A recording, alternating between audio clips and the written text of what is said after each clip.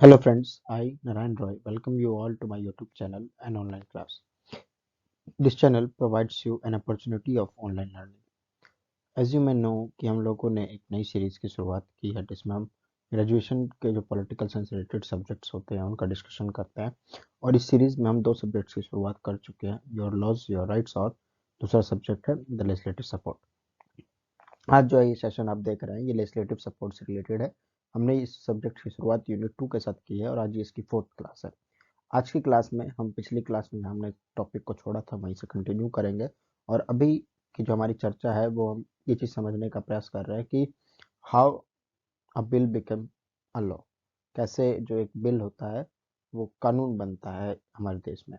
और ये जो पूरी कहानी है specially in reference to parliament of India चल रही है। ठीक है, जो भी हमारा भारत का जो संसद है, केंद्रीय जो लेजिस्लेचर है उसके रिगार्डिंग सारी प्रोसेस की कहानी हम समझ रहे हैं। आज की कहानी में हम समझेंगे कि पहले हाउस यानी कि जिस हाउस में बिल इंट्रोड्यूस हुआ था उससे पास होने के बाद बिल कैसे नेक्स्ट हाउस में बढ़ता है और कैसे वो अपनी जर्नी को आगे पूरी करते हुए प्रेजेंट हाउस पहुंचता है और कैसे उस पर प्रेसिडेंट की क्या क्या पावर्स होती हैं और अगर उसका एसेंट मिलता है तो कैसे लॉ बनता है। इस सारी प्रक्रिया को हम आज की क्लास में समझने का प्रयास करेंगे। So let's without a further ado let's start the class.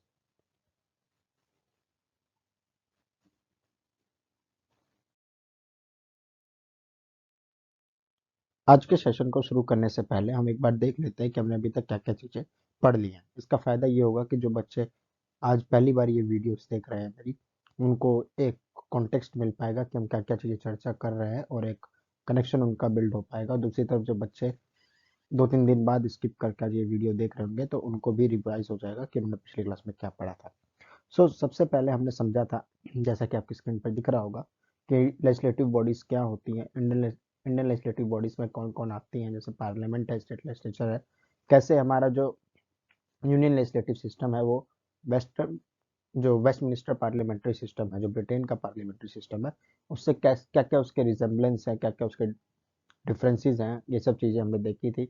और क्या एक लेजिस्लेटिव बॉडी करती है, फॉर एग्जांपल वो एक्सपेंडिचर्स को सैंक्शन करती है, वो लॉस बनाती है, बजट बनाती है, वो गवर्नमेंट के डे टू डे जो बिजनेस होते हैं उसको ओवरसी करती है। तो ये सब चीज़ें हमने चर्चा की थी। उसके बाद हमने समझा था कि फेडरलिज्म क्या होता है और कैसे ये संघवाद की जो व्यवस्था है यानी फेडरलिज्म का जो सिस्टम है वो हमारे जो पार्लियामेंट्री सिस्टम है उसकी वर्किंग को, उसके कार्य करने के तरीके को प्रभावित करता है, इफेक्ट करता है, उसको एक नया रूप देता है as compare to the Westminster parliamentary system. ठीक है, इसके बाद हमने समझा था कि हमारे देश में दो प्रकार की लेजिस्लेचर है, क्योंकि हमारे देश में पार्लियामेंट्री सिस्टम है तो इसीलिए एक डिवीजन ऑफ पावर का कंसेप्ट है और उसके तहत जो पावर का डिवीजन है यानी एरिया डिवाइडेड है स्टेट और यूनियन के बीच में, इसलिए दो पार्लियामेंट्री भी है जो अपने अपने एरिया रिलेटेड लॉज बनाते हैं। सेंटर के लेजिस्लेचर को हम यूनियन लेजिस्लेचर को हम पार्लियामेंट कहते हैं और स्टेट लेजिस्लेचर को स्टेट लेजिस्लेचर कहते हैं। दोनों जो हमारी यूनियन पार्लियामेंट है वो बाई कैमरल है, स्टेट लेजिस्लेचर बाई कैमरल भी हो सकते हैं, यूनियन कैमरल। ये सब चीज़ें हमने समझी थी कि कौन कौन इसका हिस्सा होता है। ये सब बातें हमने समझी थी दोनों ही केसेस में। उसके बाद हमने सेकंड क्लास में समझा था बिल क्या होता है, कितने टाइप का बिल होता है और हमने समझा था कि एक किस बेसिस पर बिल को कैसे डिफरेंशिएट किया जाता है, यानी कंटेंट के बेस पर कौन प्रेजेंट करता है। और प्रेजेंट करने से याद आया कि हम लोगों ने ये भी डिटेल में डिस्कस किया था कि गवर्नमेंट बिल और प्राइवेट बिल के बीच क्या अंतर होता है, कैसे एक वो पावर जो स्टेटस का शो होता है उसको दिखाते हैं कि कैसे गवर्नमेंट बिल ज़्यादा पावरफुल होता है in compare to private member bill. ये सब चीज़ें हमने समझने का प्रयास किया था। फिर हमने दूसरी चीज़ जो इस पूरी प्रक्रिया को समझने के लिए ज़रूरी है और इंडियन पॉलिटिक्स की जो दैनिक दिनचर्या है उसको भी समझने की जरूरी है, वो है बहुमत। अक्सर सरकार बहुमत से बनती है, डिसीजन बहुमत से लेते हैं, प्रेसिडेंट को रिमूव करने के लिए मैंडेट चाहिए। ठीक है, तो मेजोरिटी जो शब्द है आप वो डायरेक्ट लगातार इंडियन पॉलिटिक्स में सुनते रहते हैं कि अगर सुप्रीम कोर्ट के जज को रिमूव करना है मेजोरिटी चाहिए, प्रेसिडेंट को रिमूव करना है मेजोरिटी चाहिए, कोई लॉ बनाना है मेजोरिटी चाहिए, अमेंडमेंट करना है मेजोरिटी चाहिए। हर केस में एक मेजोरिटी चाहिए। तो क्या ये सारी मेजोरिटी से एक है? तो हमने पता किया जब डिस्कशन में तो हमें समझ आया कि नहीं, मेजोरिटी चार टाइप की है, simple, effective, absolute, special. Special भी यहाँ तक कि चार आर्टिकल्स में चार अलग अलग तरीके से डिफाइंड है। इनमें क्या डिफरेंस है इसको मैं सुटेबल एग्जाम्पल्स के थ्रू और मैथमेटिक्स के थ्रू भी समझा था कि कैसे इनमें डिफरेंस है। ठीक है, ये चीज़ें डिस्कस करने के बाद थर्ड क्लास में हमने शुरू किया था लॉ मेकिंग प्रोसेस, और हमने समझा था कि एक एट अ ग्लांस जो है उसमें दोनों हाउसेस की भागीदारी होती है, प्रेसिडेंट का भी एक रोल होता है। तो जो फर्स्ट हाउस की भागीदारी है उसको हम इन डिटेल समझ चुके हैं। आज हम सेकंड हाउस की जो भागीदारी होगी उसको समझेंगे, और लेटर ऑन हम समझेंगे कि प्रेसिडेंट के इसके रिगार्डिंग क्या क्या रोल होते हैं। क्लियर है? तो होप कि आपको सारी बातें रिवाइज हो गई होगी, एक झलक दिख गई होगी उनकी। तो चलिए,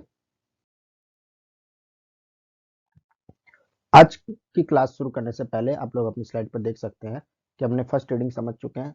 फर्स्ट रीडिंग स्पेशली इंट्रोडक्शन का रीडिंग है, जहाँ पर लीव फॉर द हाउस के ग्रांट या मोशन चलाया जाता है, और उसको अगर एक्सेप्ट हो जाता है तो बिल पर डिस्कशन और इंट्रोडक्शन का परमिशन डिटेल मिल जाता है। फिर उसके बाद बीच में फर्स्ट रीडिंग और सेकंड रीडिंग के जो इन बिटवीन टाइम है वो कमेटी फी टाइम होता है, जहाँ कमेटी बिल को इस टाइम कंसिडर करती है, उसके क्लॉज को देखती है, उसको इन जनरल व्यू और उसके बारे में रिपोर्ट अपनी तैयार करती है। फिर उसके बाद सेकंड रीडिंग का स्टेज आता है। सेकंड रीडिंग का जो स्टेज है यानी द्वितीय वाचन, रीडिंग को वाचन कहते हैं। तो जो द्वितीय वाचन वाचन का स्टेज है, वो जो चरण है, दरअसल हमने अपनी सहूलियत समझने के लिए उसको तीन नाम दिए। क्या क्या नाम है? एक जनरल डिस्कशन है, यानी सबसे पहले ओवर व्यू और जनरल आइडिया पर डिस्कशन होता है। Then it goes to committee, sometime उसको डायरेक्टली एक्सेप्ट कर लिया जाता है, तो डायरेक्ट उस पर कंसिडरेशन स्टेज पर आ जाता है वो। और कंसिडरेशन स्टेज इसकी फाइनल स्टेज होती है, जिसमें क्लोज बाय क्लोज डिस्कशन होता है। इस सारी प्रोसीडिंग के बाद थर्ड रीडिंग आती है। थर्ड रीडिंग के मेजर काम जो होता है वो या तो आपको एक्सेप्ट करना, एक्सेप्टेंस और रिजेक्शन का काम है, या तो वोटिंग के थ्रू हमारा जो हाउस होता है वो बिल को एक्सेप्ट करता है, उसको अपना अप्रूवल देता है, या फिर उसे ऑल टुगेदर रिजेक्ट कर देता है। ये चीज़ें वहाँ होती हैं। मेजरली अमेंड और डिस्कशन का काम नहीं होता है, पर हो सकता है, मैंने क्लास में डिस्कस किया था कि किस किस केस में। आज हम लोग इससे आगे की अपनी चर्चा शुरू करते हैं। तो चलिए नेक्स्ट स्लाइड पर मूव करते हैं। पर्दा हटाया जाए।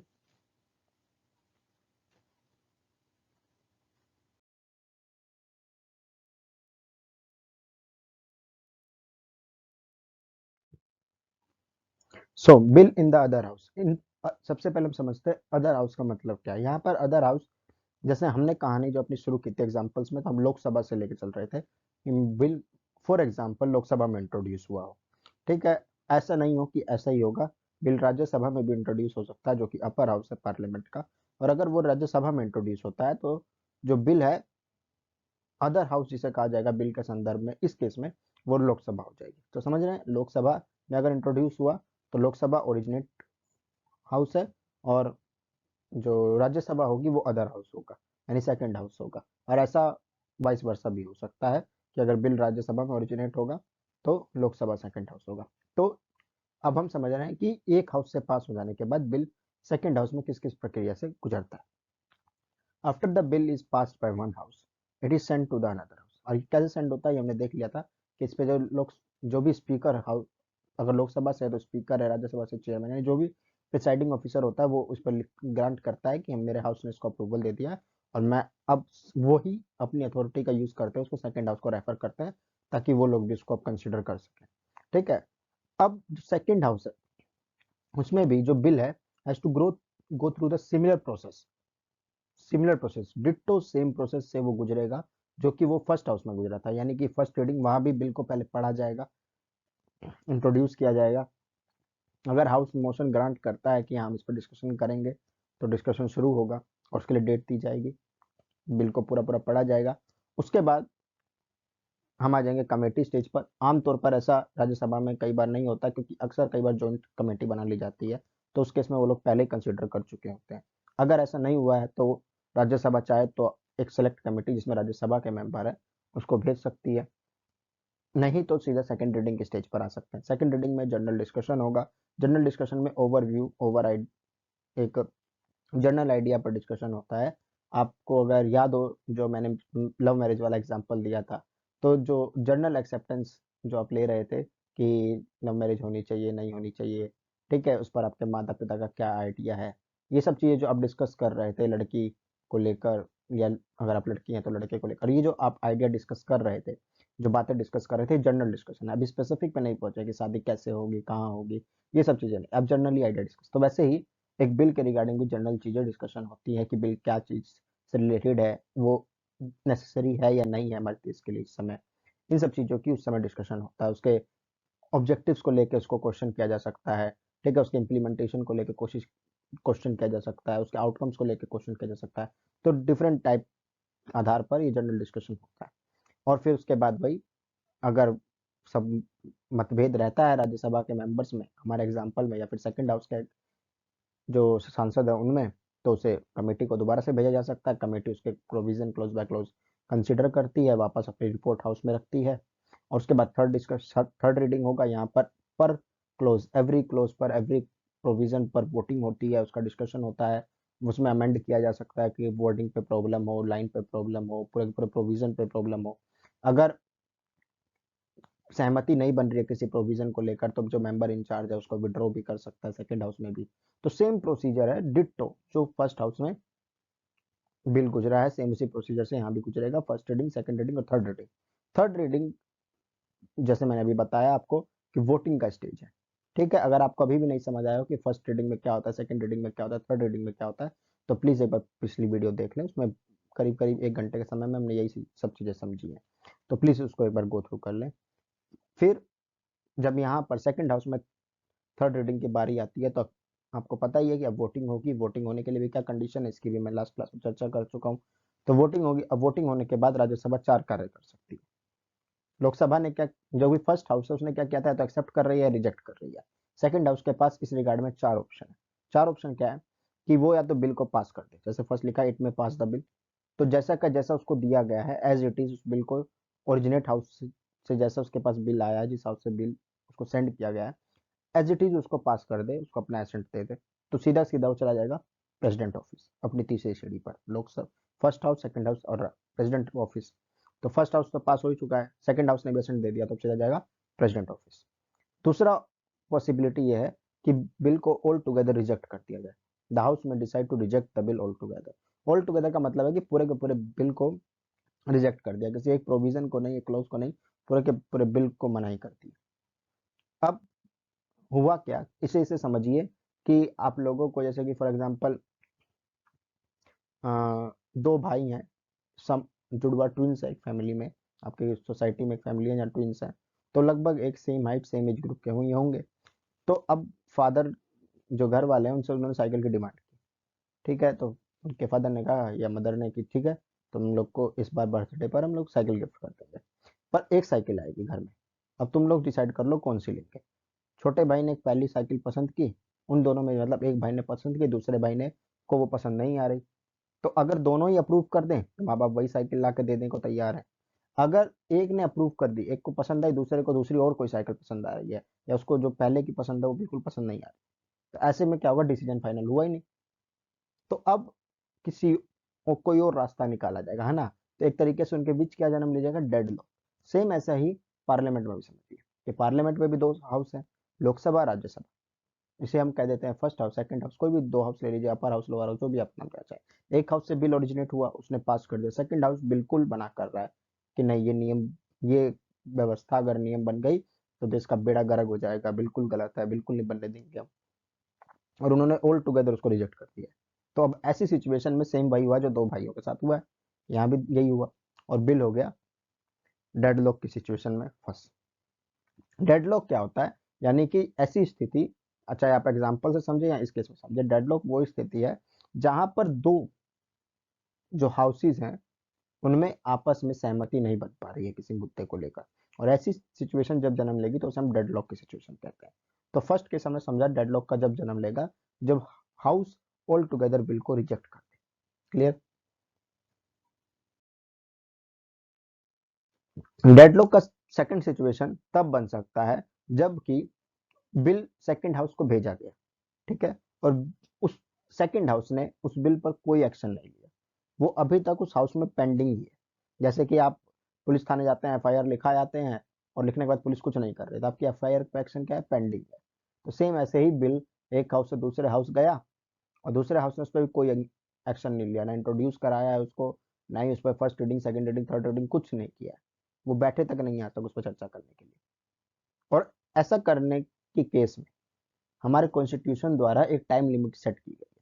टाइम लिमिट क्या है कि ऐसा आप केवल और केवल 6 मंथ तक कर सकते हैं, उस डेट से जिस दिन आपको बिल रिसीव हुआ है।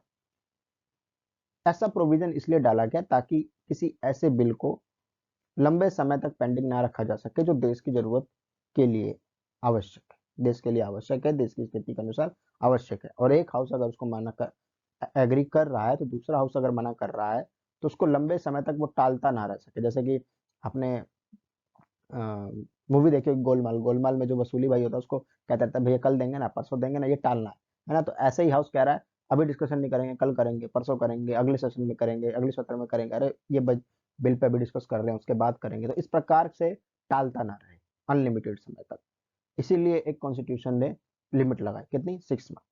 तो दूसरा सिचुएशन ये है कि बिल सेकंड हाउस को भेजा भेजा गया और 6 महीने तक उन्होंने कोई एक्शन नहीं लिया उस पर, यानी कोई कार्रवाई नहीं की। तो ऐसी सिचुएशन में भी ये माना जाएगा कि दोनों हाउसेस के बीच में डेडलॉक आ चुका है। अपने भाई वाले एग्जांपल पर हम जाए तो मान लीजिए छोटे भाई ने खूब रिसर्च विसर्च करके साइकिल वाइकिल देख ली एक ने, और दूसरा उसको कुछ देख ही नहीं रहा है, वो अपनी जिंदगी में मस्त है, उसको लग रहा है कि वो नहीं करेगा कोई डिसीजन तो अंत में उससे ही पूछा जाएगा और उसकी साइकिल आ दी जाएगी। वो टाले जा रहा है, टाले जा रहा है, कल देखता हूँ ना, अबे आ रहा हूँ ना, खेल के देखता हूँ तब, ऐसे करके टाले जा रहा है। सेम ऐसा ही हाउस में हुआ है। हो सकता है हाउस टाले ना, जानबूझ के ना लेना चाहता हो कंसिडरेशन में, ठीक है, वो लोग बिल्कुल ना उसको कंसिडर करना चाहते हो, उन्हें टाइट कोई जो ऑब्जेक्टिव है उस या उसका रेलेवेंस है बिल्कुल सही उचित ना लगा हो।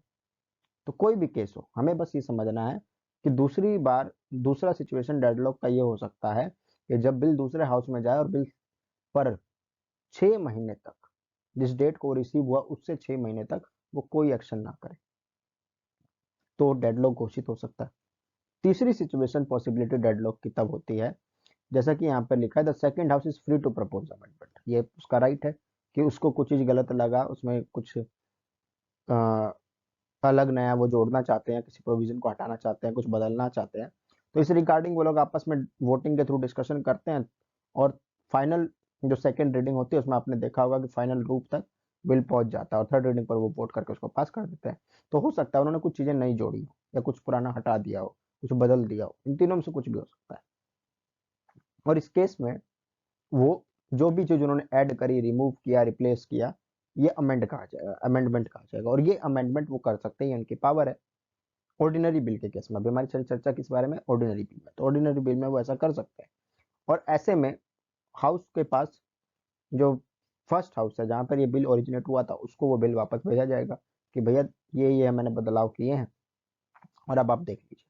जैसे कि हम वापस साइकिल वाले उस पर जाते हैं, तो फर्स्ट हाउस ने, पहले भाई ने साइकिल ढूंढ ली, दूसरे ने कहा कि नहीं देख, हम ये इस साइकिल में ये चेंज करा लेंगे, कंपनी यही रखेंगे, हम दुकान पर इसमें ये वाली सीट हटा के ये लगा लेंगे, ये वाला गियर हटा के ये लगा लेंगे और ऐसे कर लेंगे। अब फर्स्ट भाई के पास वो अप्रूवल के लिए गया कि तुझे पसंद है या नहीं बता दे, ठीक है। ऐसे ही आप जो शादी का एग्जाम्पल उसमें देख लीजिए कि आपने पूरी इन डिटेल प्लानिंग कर ली शादी की, और अब आप किसी रिलेटिव के पास या लड़कों वाली साइड से अप्रूव हो गया तो लड़की वालों के साइड गए और उन्होंने कुछ कुछ अमेंड कर दिया कि नहीं हम देखो ऐसा नहीं कर सकते, ऐसा कर लीजिए, ऐसा नहीं कर सकते, अमेंडमेंट यानी सुधार, कुछ चीज चेंज कर दी, ठीक है। तो हाउस में फर्स्ट हाउस के पास वो वापस जाएगा रिकंसिडरेशन के लिए। फर्स्ट हाउस उसको एग्री करता है, अगर फर्स्ट हाउस ने उसको एक्सेप्ट कर दिया तो बन गया दोनों में सहमति, दोनों हाउस में सहमति हो गई, बिल चला जाएगा प्रेसिडेंट ऑफिस। अगर सेकंड हाउस अमेंडमेंट को मानने से इनकार कर देता है, ठीक है, तब हो जाएगी दिक्कत। और दिक्कत की सिचुएशन क्या करेगी, डेडलॉक को जन्म देगी। तो अगर बिल को वापस ओरिजिनल हाउस में भेजा गया है अमेंडमेंट को रिकंसिडर करने के लिए, और फर्स्ट हाउस पूरी तरीके से सेकंड हाउस के साथ डिसएग्री करता है और उसको ऐसे का ऐसा उसके पास वापस भेजता है कि भैया हमको इसमें कोई चेंज नहीं करना चाहते, आप देख लीजिए, तो ऐसी सिचुएशन में डेडलॉक जन्म दे जाएगा। तो ये 4 ऑप्शन हो सकते हैं, क्या क्या, एक बार फिर से रिवाइज करते हैं कि या तो सेकंड हाउस बिल को पूरी तरीके से पास कर दे तो सीधा प्रेसिडेंट ऑफिस, सेकंड है कि वो उसको बिल्कुल मना कर दे तो डेडलॉक, थर्ड है कि वो उस पर कोई एक्शन ना ले 6 मंथ तक तो डेडलॉक, थर्ड है कि फोर्थ है कि वो उस पर कोई अमेंडमेंट्स हो जाए, फर्स्ट हाउस को भेजे, फर्स्ट हाउस डिसएग्री कर दे तो डेडलॉक, ठीक है, यानी दोनों हाउस में उस अमेंडमेंट्स को लेकर अब रजामंदी नहीं हुई है तो डेडलॉक। तो इन 4 केसेस में डेडलॉक आ सकता है। डेडलॉक आप समझ गए होंगे, ये वो सिचुएशन है जहां पर दोनों हाउसेस में रजामंदी नहीं हो रही है, ठीक है, वो आपस में किसी एक बात पर एग्री हो ही नहीं रहे, उसे डेडलॉक कहा जाता है, ठीक है। तो डेडलॉक की सिचुएशन इमर्ज कर गई है। अब ये डेडलॉक की सिचुएशन जीवन भर तो रह नहीं सकती। हमारे कॉन्स्टिट्यूशन मेकर को इतनी समझ थी, वो ये चीज पहले ही फोर्सिंग कर चुके थे कि ऐसा होगा। तो इस डेडलॉक का सॉल्यूशन हमारे कॉन्स्टिट्यूशन में दिया गया, और हम अपनी आगे की चर्चा ये मान कर चलते हैं कि डेडलॉक इमर्ज हो गया है। ठीक है, अगर आप ये मानना चाहते हैं कि सर नहीं हुआ डेडलॉक, तो सीधा प्रेसिडेंट आउट बिल पहुंच ही चुका होगा। और दूसरी पॉसिबिलिटी ये है कि डेडलॉक इमर्ज हो चुका है, और डेडलॉक ने अगर जन्म लिया है तो उसको सॉल्यूशन तो होगा ही। तो डेडलॉक कैसे सुलझाया जाएगा, इस बात की अब हम चर्चा करते हैं। क्लियर यहाँ तक हो कि आपको समझ नहीं समझ आया तो एक बार फिर से वीडियो देख लीजिएगा पीछे करके। सो जॉइंट सिटिंग, जॉइंट सिटिंग का मतलब है दोनों जो सदन है अब वो एक साथ बैठेंगे।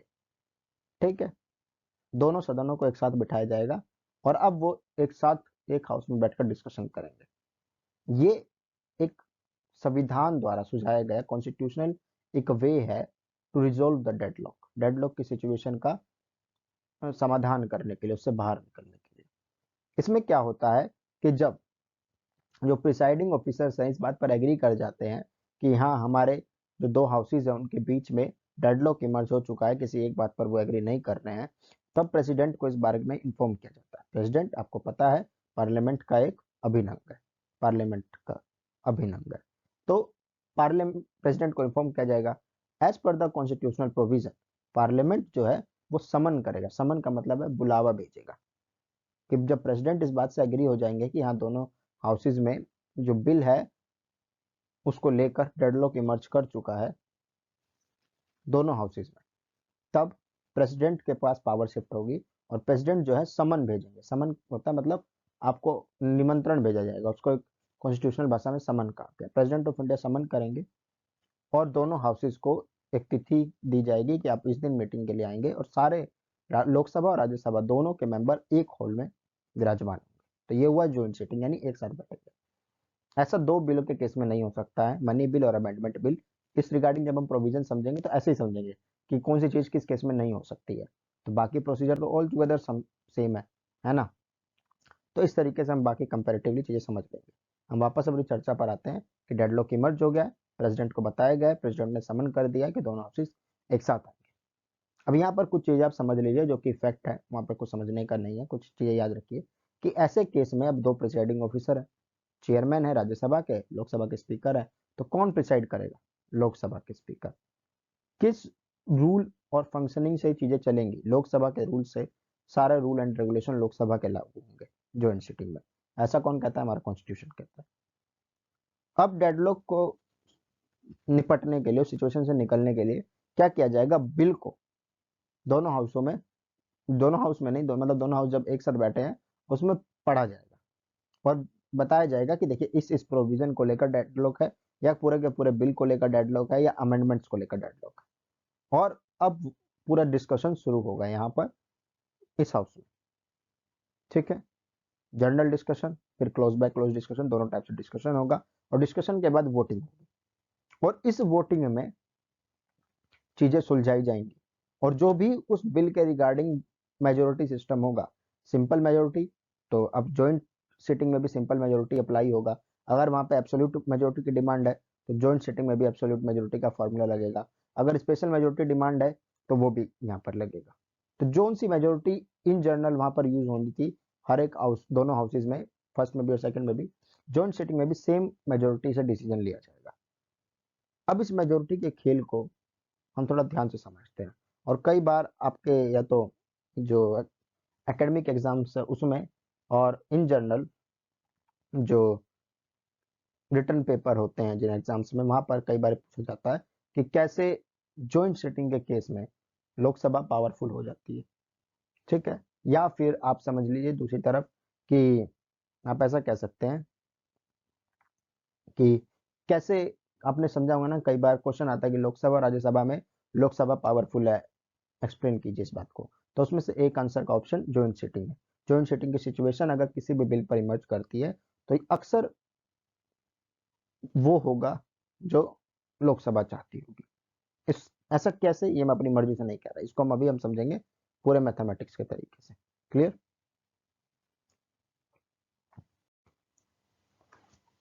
तो चर्चा के लिए हम लोग एक बार पेन यूज करना शुरू करते हैं। कहाँ गया पेन? पेन आया ही नहीं। आ गया। देखिए हम लोग, अगर आप पिछली क्लास जाएंगे तो हम लोगों ने एक एग्जांपल लिया था जिसमें समझा था कि मान लीजिए हम लोग लोकसभा का केस लेते हैं। ठीक है। और लोकसभा में हमारे पास मेंबर कितने होते हैं 545। ठीक है।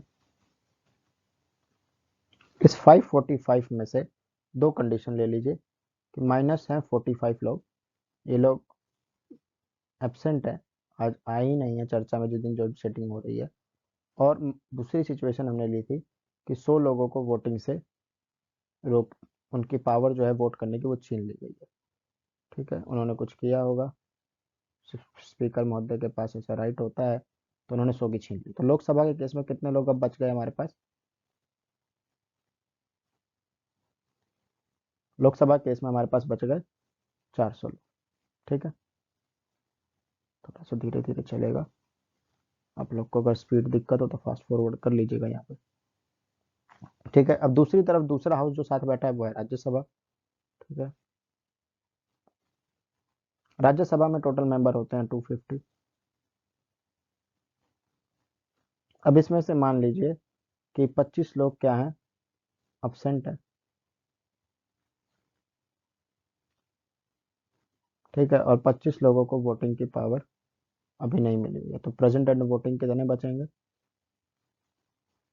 इस केस में? बचेंगे 200। राइट। तो अब जॉइंट सीटिंग में, इस केस में जो जॉइंट सीटिंग है, इसमें टोटल मेंबर कितने हुए? 600, दोनों हाउसेस से। अब हम सबसे मस्त केस ले लेते हैं स्पेशल मेजोरिटी का, कि मान लीजिए इस चीज को पास कराने के लिए स्पेशल मेजोरिटी चाहिए। ठीक है। अब स्पेशल मेजोरिटी 2/3 होती है, तो हमने मान लिया कि 600 का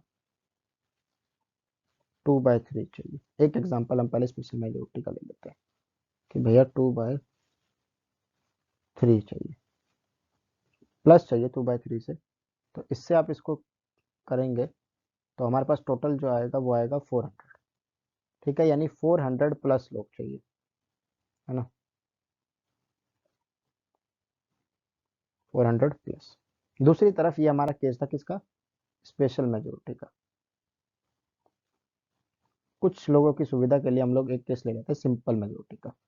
ठीक है, इसको एसपी कर देते हैं स्पेशल को। ठीक है, स्पेशल मेजोरिटी हो गया और ये हो गया सिंपल मेजोरिटी। 5 नहीं है ये, ऐसे। अब यहाँ पर भी 600 ही लोग हैं, इसमें कितने चाहिए? 50% प्लस 1, तो यानी इसका 1/2 प्लस 1। ठीक है।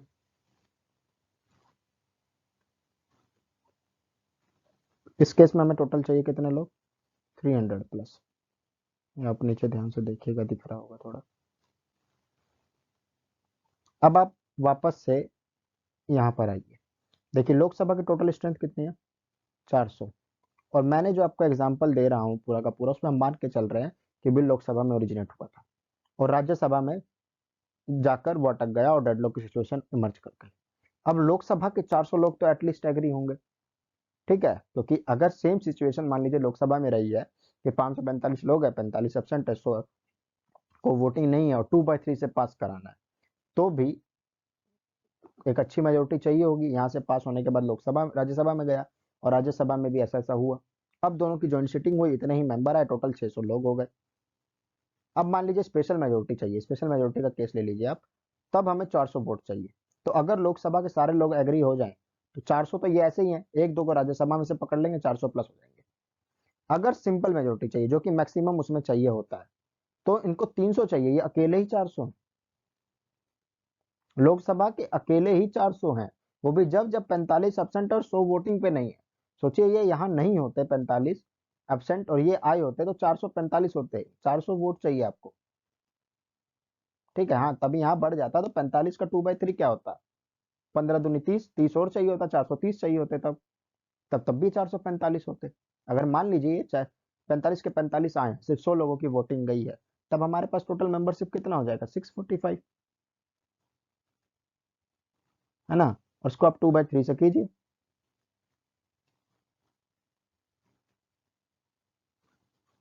215 गुना 2, 430 हो जाएगा।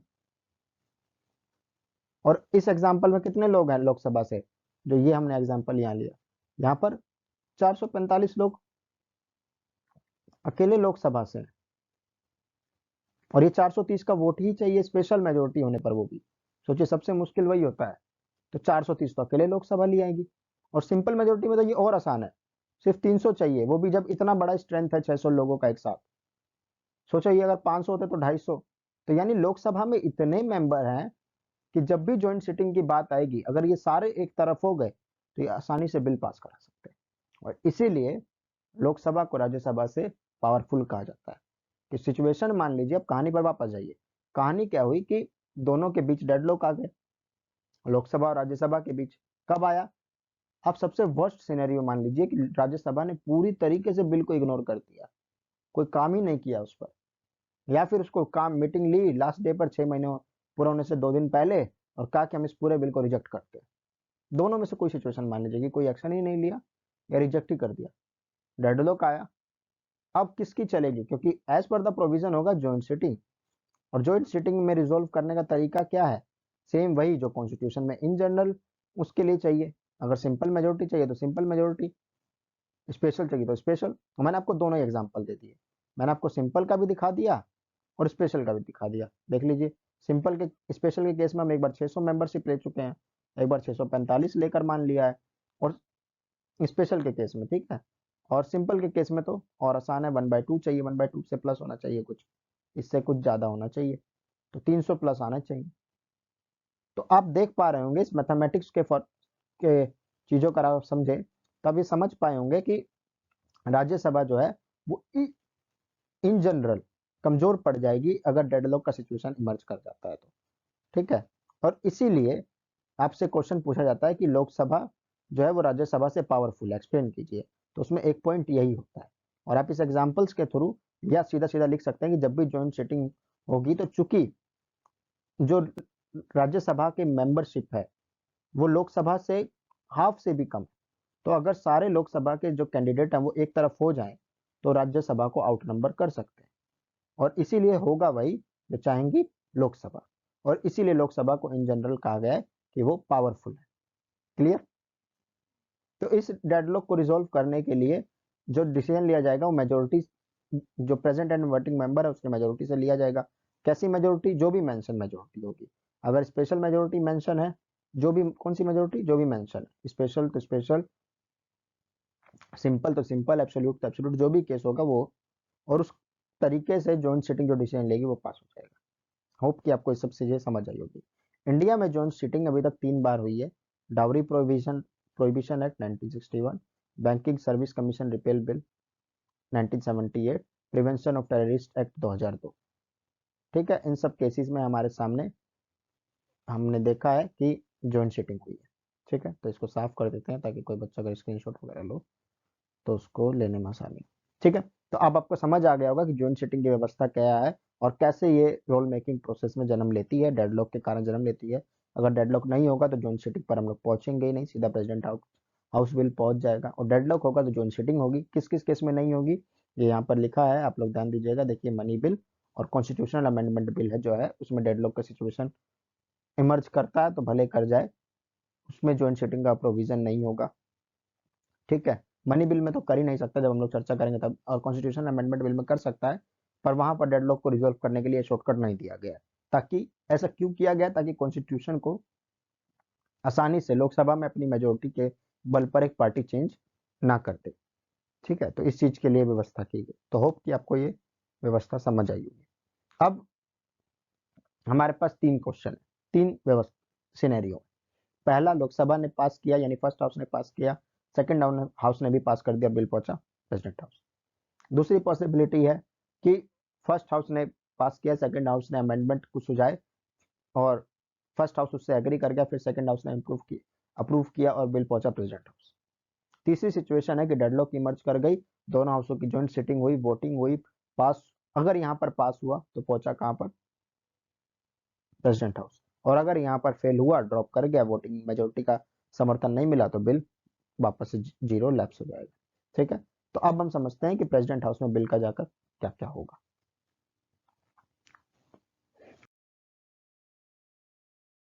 अब आज स्टेज आ गई है हमारी, ये जो स्टेज है, इस स्टेज पर जो प्रेसिडेंट है उनकी भूमिका देखेंगे हम, कि एक बिल को कानून बनाने के संदर्भ में प्रेसिडेंट के पास क्या क्या पावर है और वो क्या भूमिका निभाते हैं। और ये सारी कहानी हम समझ रहे हैं, दो चीजें याद रखिएगा, पार्लियामेंट के संदर्भ में और ऑर्डिनरी बिल के संदर्भ में। तो इन इंडिया जो प्रेसिडेंट है वो पार्लियामेंट का हिस्सा माने जाते हैं। ऐसा क्यों? क्योंकि कोई भी bill, no bill can become law unless it is assent by him या हर, आप लिख सकते हैं कि प्रेसिडेंट के द्वारा अगर, जब तक किसी बिल को वो सहमति नहीं देंगे, वो अपनी रजामंदी नहीं देंगे, तब तक जो बिल है वो लॉ नहीं बन सकता है। ऐसा हमारे कॉन्स्टिट्यूशन का प्रोविजन है। और इसीलिए मैंने कहा था शुरुआत में भी कि प्रेसिडेंट जो है वो पार्लियामेंट का हिस्सा है। आपने देखा समन भी वही करते हैं, ठीक है। तो अगर जॉइंट सिटिंग करवानी है तो उसके लिए समन करने की पावर प्रेसिडेंट के पास है। अब जब तक वो साइन नहीं करेंगे कोई बिल लॉ नहीं बनेगा। तो लॉ बनाना तो मेन काम है। हर कार्य करने के लिए लोकसभा मैक्सिमम टाइम लॉ बनाती है, मोशन पास कराती है, कोई बिल पास कराती है, ठीक है। तो इन लॉस को बनने के लिए, बिल को पास होने के लिए, मोशन के लिए नहीं, लॉ को बनने के लिए, बिल पास होने के लिए, और एक्चुअल में जब वो लॉ तब्दील होगा उस केस में हमें चाहिए उनकी सहमति, प्रेसिडेंट की। और प्रेसिडेंट जब तक उस पर साइन नहीं करेंगे या करेंगी तब तक वो लॉ नहीं बनेगा, ठीक है। हमारे जो कॉन्स्टिट्यूशन का प्रोविजन मेंशन है वो मेंशन कहाँ है? ऐसा आर्टिकल 111 में, आर्टिकल 111 यानी 111 प्रेसिडेंट को ये पावर देता है क्या, कि इस president of India is free to act according to his constitutional obligation, कि जो भी उनके कॉन्स्टिट्यूशन में उनके पास ऑप्शंस है वो उनके आधार पर अपनी कार्यवाही आगे करने के लिए फ्री है। पर वो कॉन्स्टिट्यूशन में मेंशन, जो मेंशन प्रोविजन है उसके बाहर जाकर कार्यवाही नहीं कर सकते। कॉन्स्टिट्यूशन के अंदर जो उनको ताकत दी गई है, जो ऑप्शंस दिए गए हैं उनमें से वो चूज करेंगे। Constitution provides following choice to president, constitution के अनुसार प्रेसिडेंट के पास निम्नलिखित ऑप्शंस बचते हैं। अब कहानी में हम फिर से रिवाइज करते हैं। कहानी क्या हुआ? लोकसभा में इंट्रोड्यूस हुआ, लोकसभा में चर्चा हुई, first second third reading voting हुई, राज्यसभा पहुंचा, राज्यसभा में भी सेम प्रोसीजर हुआ। पहला सिनेरियो था बिल पास हो गया राज्यसभा से सीधा प्रेसिडेंट हाउस।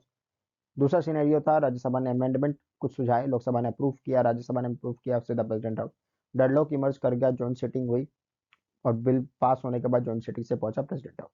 अब प्रेसिडेंट जी के पास तीन ऑप्शन है, सॉरी ये फॉलोइंग ऑप्शन है, चार ऑप्शन है। पहला, प्रेसिडेंट जी उस बिल को एक्सेंट दे दें। प्रेसिडेंट जी कह दें कि ठीक है भैया मैं इस बिल को अपनी सहमति देता हूँ, अपनी सहमति दी, उस पर साइन किए। वो जैसे ही उसको अपना कंसेंट देंगे, सहमति देंगे, बिल को गैजेट ऑफ इंडिया में पब्लिश किया जाएगा और बिल बन गया लॉ। यानी बिल अब एक एक्ट बन गया है। अब उसको ये नहीं कहा जाएगा, जैसे फॉर एग्जांपल कोई जब कॉन्स्टिट्यूशन की इस प्रक्रिया में होता है तो उस जो वो पर्चा जिस पर वो चर्चा हो रही होती है, जो ड्राफ्ट होता है उसका नाम क्या होता है? फॉर एग्जांपल मान लीजिए कोई एक्स वाई जेड है, कोई कॉन्स्टिट्यूशन का एक पार्ट है, उसका नाम एक्स वाई जेड है, उसमें संशोधन करना है तो उसका नाम क्या होगा? X Y Z constitutional amendment bill. Clear है? पर वो जैसे ही प्रेसिडेंट के द्वारा सहमति दे दिया जाएगा उसका नाम हो जाएगा X Y Z constitutional amendment act, ठीक है। जैसे 73rd कॉन्स्टिट्यूशनल अमेंडमेंट एक्ट। तो जब वो बिल रहा होगा तो उसका नाम क्या होगा? 73rd constitutional amendment bill. और जब वो लॉ बन गया, उसको साइन मिल गया, तो बन जाएगा एक्ट, ठीक है। तो ये चीज होगी। तो पहला ऑप्शन प्रेसिडेंट क्या एक्सरसाइज कर सकते हैं कि वो अपने कंसेंट दे दें और उसको अपनी स्वीकृति दे और फिर वो गैजेट ऑफ इंडिया में पब्लिश होगा और बात खत्म, बन गया बिल लॉ, ठीक है। ये तो एक सिनेरियो। दूसरा सिनेरियो भी पॉसिबल हो सकता है, देखते हैं हम आगे क्या क्या है। प्रेसिडेंट महोदय के सामने दूसरा ऑप्शन क्या है कि उनको बिल में कुछ लगी प्रॉब्लम, ठीक है। तो वो क्या करेंगे कि वो बिल को भेज देंगे भैया रिकंसिडरेशन के लिए। उन्होंने कहा कि देखिए इस बिल के मुझे इस प्रोविजन में प्रॉब्लम लगी, या इस पार्ट में प्रॉब्लम लगी, या किसी क्लॉज में प्रॉब्लम लगी, या इस चीज को मैं और चाहता हूं आप लोग ऐड कर दें, जो भी चीज वो चाहें। उन्होंने कुछ ना कुछ अमेंडमेंट सुझाकर उसको रिकंसिडर करने के लिए वापस भेज दिया कि मैं इस तरीके से बिल को एक्सेप्ट नहीं करता हूँ, इसमें अगर आप ये सुधार करते हैं, ये ऐड करते हैं, ये चीज बदलते हैं तो मैं इसको शायद मंजूरी दे दूँ। तो अब उन्होंने बिल को भेज दिया रिकंसिडरेशन के लिए। और रिकंसिडरेशन के लिए जब वो भेजेंगे, वो अपनी इस पावर का एक्सरसाइज जब करेंगे, तो इसे कहा जाता है यूज ऑफ सस्पेंसिव वीटो। क्या कहा जाता है? Use of suspensive veto. इस साइड देखिए, देखिए ब्लू में लिखा हुआ है, ग्रीन ग्रीन कर दिया मैंने इसके नीचे पूरी तरह। Use of suspensive veto. अब हम समझते हैं सबसे पहले ये वीटो होती क्या है, किस चिड़िया का नाम है वीटो। ठीक है, तो यहाँ लिख लेते हैं हम वीटो। वीटो जो है एक पावर। आपने इस शब्द को अक्सर सुना होगा यूएन के केस में। यूएन यानी यूनाइटेड नेशन ऑर्गेनाइजेशन, यूएनओ जिसे कहते हैं। वहां पर आपने सुना होगा कि जो 5 सुपर पावर देश हैं उनके पास वीटो है। वो अक्सर डिसीजन को वीटो का यूज करके किसी कार्य को होने से रोक देते हैं। क्या कर देते हैं? रोक देते हैं। तो जो ये वीटो जो है ये पावर है। और ये पावर क्या है? ये पावर है सेट। पावर है किस चीज की? एक सेकंड,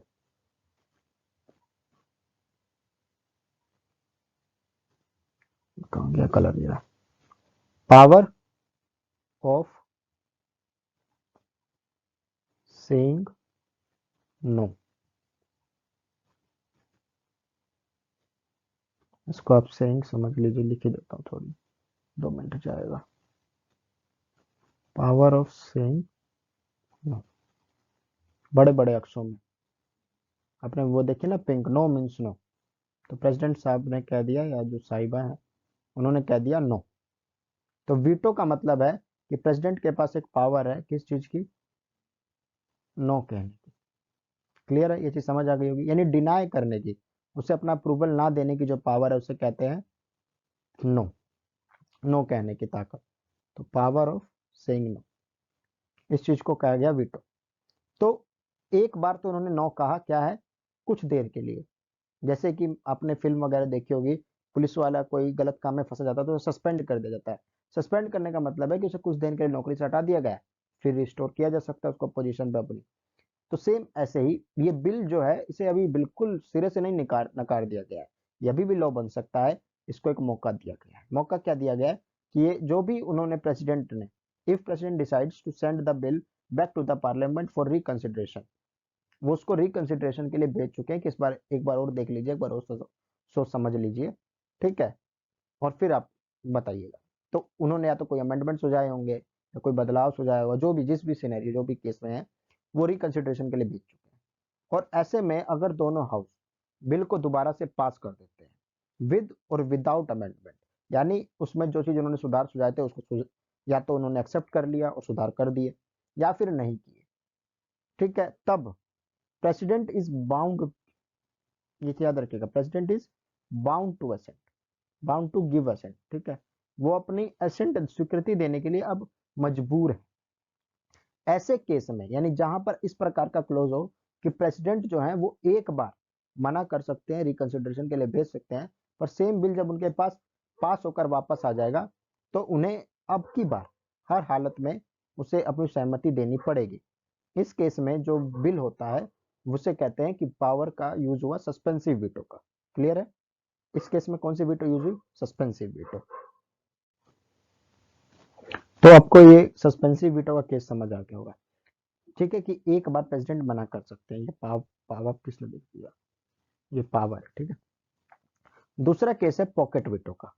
पॉकेट वीटो का मतलब है, इसे इस तरीके से याद रखिए कि आप लोगों के साथ अक्सर होता होगा कि आप लोग कभी पुराना कोई कपड़ा निकाला, आपने उसे धो धा के रखा हुआ था, उसकी जेब में हाथ डाला तो अचानक से कुछ पैसे निकले, तो आपने क्या किया? उसको जेब में रख के भूल गए थे, है ना? तो ऐसी एक पावर है जेब में रख के भूल जाने की प्रेसिडेंट के पास, कि उन्होंने बिल उनके पास आया और उसे रखा हुआ है और उसे टाले जा रहे हैं। ये प्रोविजन मेंशन नहीं है, ये दरअसल कॉन्स्टिट्यूशन में इनडायरेक्टली मेंशन है। कैसे मेंशन है? कि प्रेसिडेंट को वीटो देनी है, ये बात, सॉरी, प्रेसिडेंट को एसेंट देना। ठीक है, ये चीज क्लियर है कि बिना, जब तक प्रेसिडेंट एसेंट नहीं देंगे, जब तक उसको हामी नहीं भरेंगे, तब तक बिल क्या नहीं बनने वाला? लॉ नहीं बनेगा। तो प्रेसिडेंट को एसेंट देना है, पर president withhold the bill for infinite period of time. पर ये चीज मेंशन नहीं है हमारे कॉन्स्टिट्यूशन में। Constitution does not specify the time period in which the president must have to assent. ये टाइम पीरियड नहीं बताया गया है कि जैसे कि राज्यसभा के सेकंड हाउस के केस में ये मेंशन था कि आप 6 महीने तक मैक्सिमम डिले कर सकते हो, ज्यादा आप डिले नहीं कर सकते, आपको उस बीच में कोई ना कोई एक्शन लेना ही पड़ेगा। ठीक है, तो नो एक्शन जो का जो पीरियड था वो 6 महीने है सेकंड हाउस के केस में, और डेडलॉक इमर्ज कर जाएगा। पर प्रेसिडेंट के केस में ऐसा कोई टाइम मेंशन नहीं है, वो जब तक चाहे तब तक बिल को अपने पास रखे रह सकते हैं। ठीक है, यानी वो कहेंगे कल करूंगा साइन, परसों करूंगा, ऐसे करके टालते रह सकते हैं। अगर कोई पूछने आता है, नहीं पूछने आता है तो वो रखे रहेंगे जब तक उनका मन करे। तो इसे कहते हैं पॉकेट वीटो।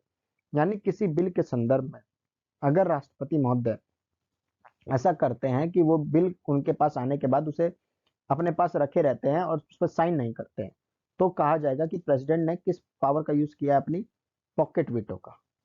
और इसका मतलब है कि उन्होंने बिल को अपने पास कंसिडरेशन के लिए रखा हुआ है, पर उस पर अभी तक सहमति नहीं दी है। और ये टाइम बढ़े जा रहा है, घड़ी चले जा रही है आगे, और उन्होंने कोई एक्शन नहीं लिया।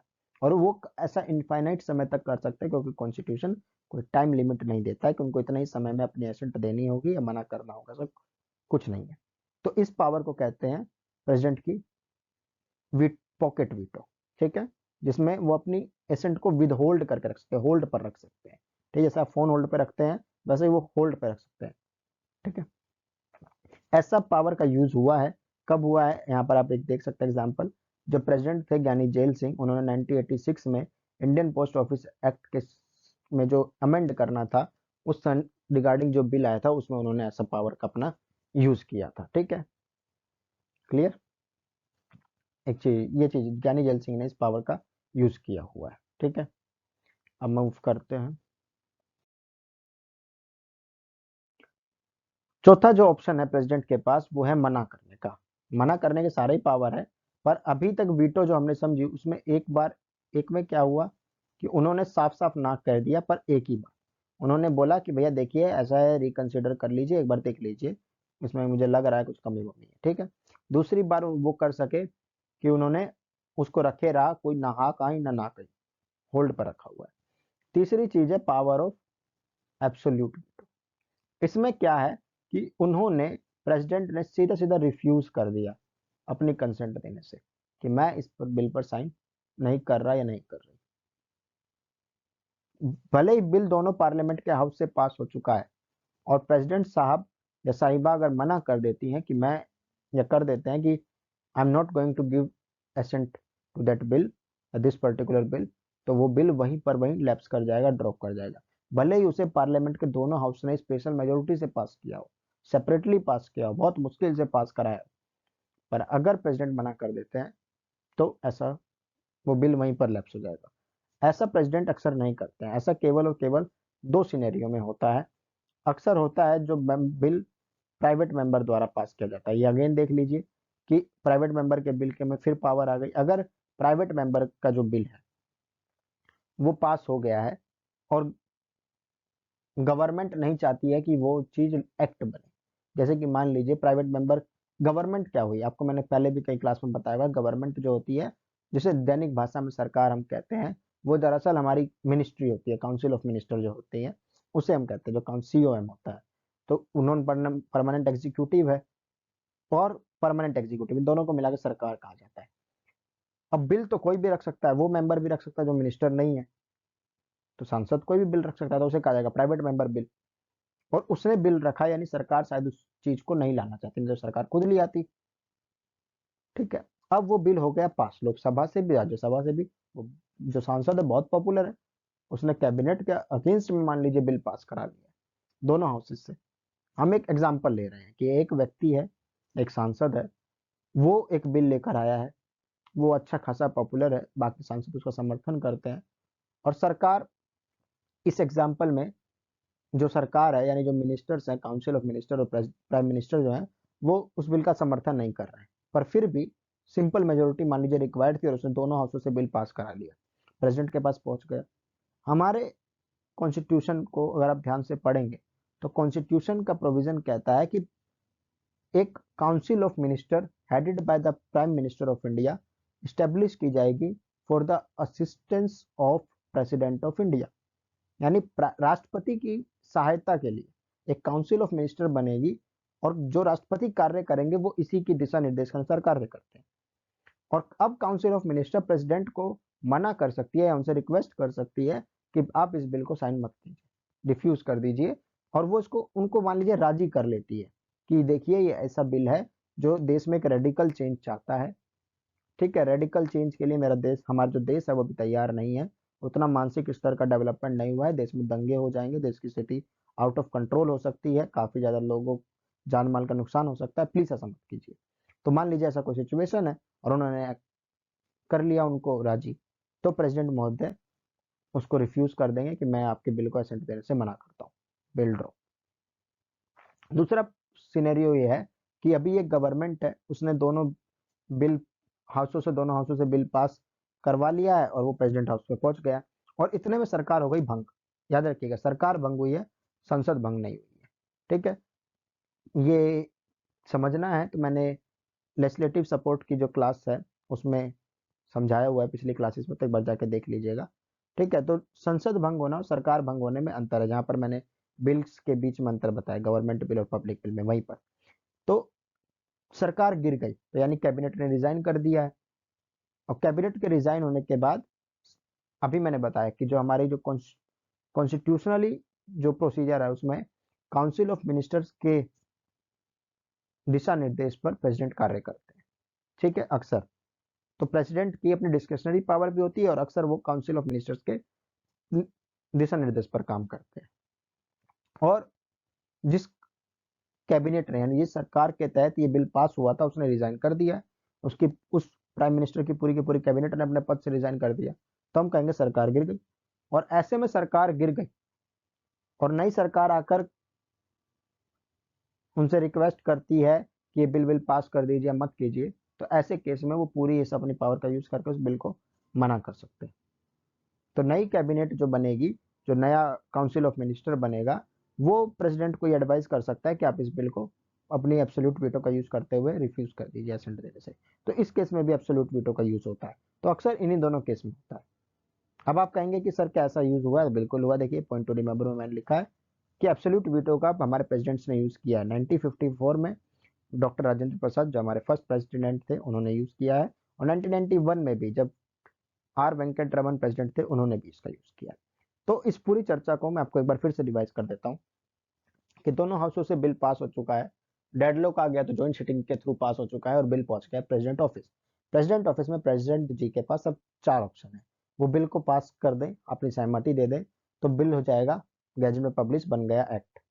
दूसरी पॉसिबिलिटी है कि वो बिल को कुछ उसमें सुझाव समझाकर उसे रिकंसिडरेशन के लिए वापस भेज दें, और अब अगर उनके पास दोबारा वो बिल आ गया है तब उनको पास करना पड़ता है।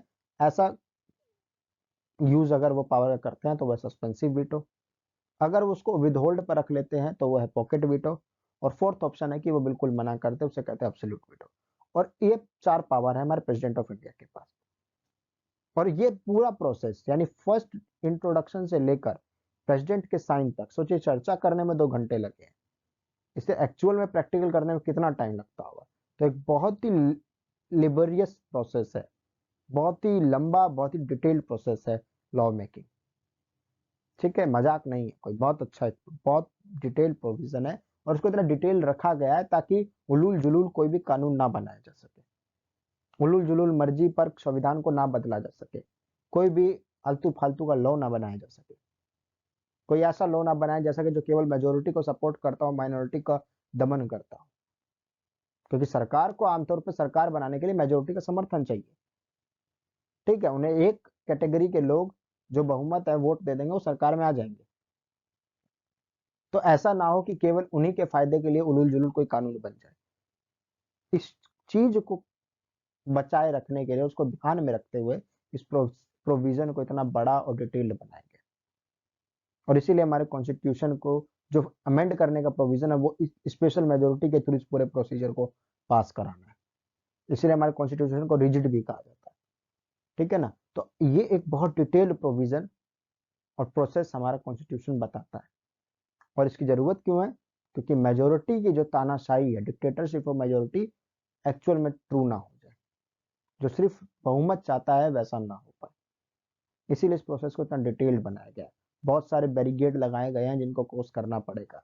कई ऐसे स्तर हैं आपने देखे जहां पर बिल वहीं पर वहीं इमीडिएटली जीरो हो सकता है, उसकी कोई वैल्यू नहीं रहेगी, वहीं लैप्स कर जाएगा। सारी सीढ़ियां पार करके प्रेसिडेंट मना कर दे तो भी वो लैप्स कर सकता है। तो ऐसे बहुत सारे केसेस। ठीक है, और एक बहुत बड़ा प्रोसीजर है जिसको फॉलो करते हुए एक बिल लॉ बनता है। एक चीज और मैं आपको समझा दूं, इन कंपैरिजन में देख लेते हैं कि प्रेसिडेंट देखिए ऑर्डिनरी बिल, इस पूरी पर चर्चा में हम देखते हैं बिल के टाइप से एक बार समझ लेते हैं कि आपको ये पता है कि 4 तरीके के बिल होते हैं: money bill, finance bill, ordinary bill और कॉन्स्टिट्यूशन अमेंडमेंट बिल। अगर प्रेसिडेंट के पास कोई ऑर्डिनरी बिल आता है, ये क्या कर दिया मैंने, ठीक है, प्रेसिडेंट के पास कोई ऑर्डिनरी बिल आता है तो वो उसे अपना एसेट दे सकते हैं, वो उस बिल को रिजेक्ट कर सकते हैं या उस बिल को रिटर्न कर सकते हैं। यानी एसेंट दे दिया, एब्सोल्यूट वीटो का यूज कर लिया, या फिर पॉकेट वीटो का, या फिर सस्पेंसिव वीटो का, यानी तीनों चारों चीजों का यहाँ यूज हो सकता है ऑर्डिनरी बिल में। मनी बिल में प्रेसिडेंट के पास चारों ऑप्शन नहीं है, वो या तो उसको हाँ भर सकते हैं या ना भर सकते हैं, रिटर्न नहीं कर सकते। ऐसा क्यों नहीं कर सकते, आप बजट समझेंगे तब डिटेल में समझेंगे जब हम 4th यूनिट पढ़ेंगे इस सब्जेक्ट की। परंतु अभी ऐसा समझ लीजिए कि जो बजट है वो प्रायर अप्रूवल के साथ प्रेसिडेंट के आता है और इसीलिए वो उसको रिटर्न नहीं करते क्योंकि उनकी पहले से सहमति होती है। कॉन्स्टिट्यूशन अमेंडमेंट बिल में जो संविधान में संशोधन के लिए विधेयक है उसमें प्रेसिडेंट केवल हाँ कर सकते हैं, ना कर सकते हैं, ना रिजेक्ट कर सकते हैं। ठीक है, और ऐसा प्रोविजन किया गया 24th अमेंडमेंट के थ्रू। जो कॉन्स्टिट्यूशन में 24वां अमेंडमेंट किया गया था इंदिरा गांधी सरकार द्वारा, उसके थ्रू ये कहा गया कि अगर प्रेसिडेंट के पास ऐसा बिल आता है जो कॉन्स्टिट्यूशन में बदलाव चाहता है तो प्रेसिडेंट उसको मना नहीं कर सकते। तो वर्तमान में प्रेसिडेंट साहब के पास वीटो यूज करने का जो केस है वो इस प्रकार से है। वो ऑर्डिनरी बिल के संदर्भ में हाँ भर सकते हैं, बिल को रिटर्न कर सकते हैं, ना कर सकते हैं और विदहोल्ड भी कर सकते हैं। मनी बिल के संदर्भ में वो बिल को हाँ कर सकते हैं या ना कर सकते हैं पर रिटर्न नहीं कर सकते। कॉन्स्टिट्यूशन अमेंडमेंट बिल के संदर्भ में वो केवल और केवल अपनी सहमति दे सकते हैं, ना ही रिजेक्ट कर सकते हैं ना ही रिटर्न कर सकते हैं। ठीक है, तो ये उनकी पावर पर भी कुछ ना कुछ लिमिटेशन है। ठीक, तो ये पूरा चेक्स एंड बैलेंस का खेल है हमारे कॉन्स्टिट्यूशन में, बहुत कॉम्प्लेक्स टाइप का। ठीक है, तो ये चीजें आपको समझ आ गई होंगी, क्लियर। चलिए, तो आज की क्लास में यही चर्चा थी, यहाँ तक आज हम क्लास को होल्ड करते हैं। हम अपना जो ऑर्डिनरी बिल है उसको पास कराकर लॉ बना चुके हैं, एक्ट बन चुका है, क्लियर है। तो आज की क्लास में हम अभी तक की पूरी चर्चा में हमने ऑर्डिनरी बिल के संदर्भ में एक पार्लियामेंट में जो ऑर्डिनरी बिल है वो कैसे एक्ट बनता है, कैसे लॉ बनता है, इस बारे में पूरी प्रक्रिया समझी। और 2 घंटे की करीब करीब चर्चा में हमने ये समझ लिया कि फर्स्ट रीडिंग से लेकर प्रेसिडेंट के साइन होने तक पूरी प्रक्रिया क्या है एक लॉ के बनने की, और अगर लॉ नहीं बन पाएगा तो कहाँ कहाँ वो ड्रॉप हो सकता है। ठीक है, कैसे कैसे उसको जीरो हो सकता है, या तो बिल्कुल लास्ट में हो जाए, या प्रेसिडेंट एब्सोल्यूट वीटो का यूज कर दे। ठीक है, लोकसभा पास ना, फर्स्ट हाउस ही पास ना करे तो हो सकता है। अगर कॉन्स्टिट्यूशनल अमेंडमेंट बिल है तो वहां पे जॉइंट सिटिंग नहीं होगा तो डेडलॉक हो गया तो बिल लगभग जीरो हो गया है। तो कई ऐसे सिनेरियोज हैं जिनकी हमने पूरी चर्चा की। जो नेक्स्ट क्लास होगी, जो नेक्स्ट सेशन आपके आगे अपलोड होगा, उसमें हम लोग इस पूरी प्रक्रिया को आप लोग अच्छे से समझिएगा और फिर वो क्लास देखिएगा। वहां पर हम कंपैरेटिवली समझेंगे कि कहाँ कहाँ पर मनी बिल, फाइनेंस बिल और कॉन्स्टिट्यूशन अमेंडमेंट बिल के केस में ये प्रक्रिया थोड़ी सी भिन्न होगी। बाकी सब चीज सेम है, थोड़ी सी कुछ जगह भिन्न होगी। तो उन चीजों को हम समझेंगे ताकि कंपैरेटिवली हमें पूरी कहानी समझ आ जाए। ठीक है, तो इस वीडियो को देखने के लिए बहुत बहुत आपका धन्यवाद। Thanks for watching the video.